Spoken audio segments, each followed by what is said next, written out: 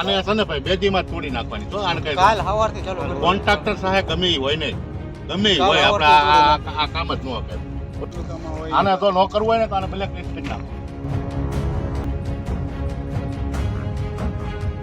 જેકેએસ ન્યૂઝના અહેવાલ બાદ અમરેલી જિલ્લા પંચાયતના પ્રમુખ અને બાંધકામ સમિતિના ચેરમેને કોન્ટ્રાક્ટર સામે કરી લાલાગ. સમગ્ર વાત કરીએ તો લાલાવદર અને કેરિયાનાગસ રોડ ઉપર આવેલા નબળી ગુણવત્તાવાળી સેફટી દિવાલો સામે જિલ્લા પંચાયતના પ્રમુખ અને બાંધકામ સમિતિના ચેરમેન એ કરી લાલાગ. થોડા દિવસ પહેલા લાલાવદર અને કેરિયાનાગસ રોડ ઉપર કોન્ટ્રાક્ટર દ્વારા સેફટી દિવાલોમાં નબળી કામગીરી કરેલી હોય જેને લઈને અહેવાલ પ્રસિદ્ધ થયેલ હોય, જેના ભાગરૂપે અમરેલી જિલ્લા પંચાયતના પ્રમુખ ભરતભાઈ સુતરિયા તેમજ બાંધકામ સમિતિના ચેરમેને સ્થળ મુલાકાત લઈ નિરીક્ષણ કર્યું હતું. તે દરમિયાન કોન્ટ્રાક્ટરની કામગીરી નબળી દેખાતા જિલ્લા પંચાયતના પ્રમુખ અને બાંધકામ સમિતિના ચેરમેન લાલગુમ થયા હતા. અધિકારીઓને માર્ગ મકાન વિભાગ, જિલ્લા પંચાયતના અધિકારીઓ તાત્કાલિક સૂચનો આપ્યા કે આ કામગીરી નહીં ચલાવી લેવામાં આવે. ગમે તે કોન્ટ્રાક્ટર હોય તો તેની ભલામણ પણ સ્વીકારવામાં નહીં આવે.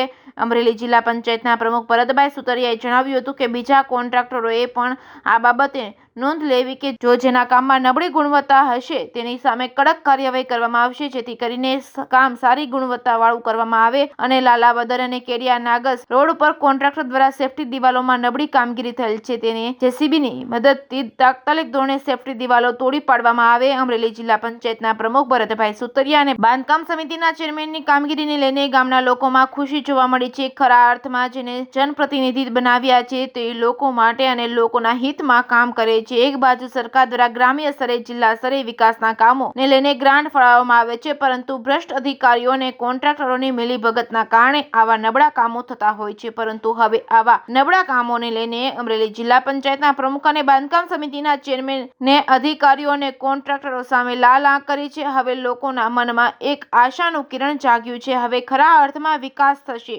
લોકોના પ્રશ્નો નેતાઓ સાંભળશે. હવે આવનારો સમય જ બતાવશે કે આ એજન્સીઓ અને કોન્ટ્રાક્ટર સામે અમરેલી જિલ્લા પંચાયતના અધિકારીઓ અને સત્તાધીશો શું કડક કાર્યવાહી કરે છે. જેકેએસ ન્યૂઝ ગુજરાતી સાથે જૈનિક સુચિત્રા, અમરેલી. લાલાવદર કેરિયા રોડનું જે કામ હાલતું હતું એમાં અમને ફરિયાદ મળી કે નબળું કામ થયું છે.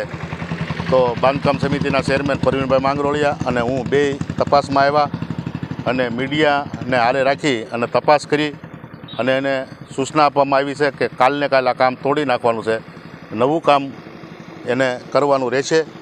પછી ચાહે કોન્ટ્રાક્ટર કોઈ બી હોય, આમાં કોઈ સગા સંબંધી ન હાલે. સરકારના પૈસા છે, લોકો માટે છે અને વર્ષો સુધી કામ હાલે એવું ગુણવત્તાવાળું કામ કરવાના પૈસા સરકારે આપ્યા છે.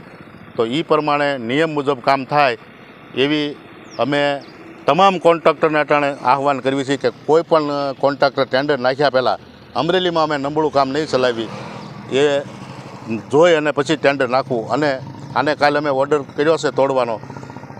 હું મીડિયાને કહું છું કે કાલ આવી અને પાછું કવરેજ કરી જાય. અમે જે કીધું છે એ અમે કરશું.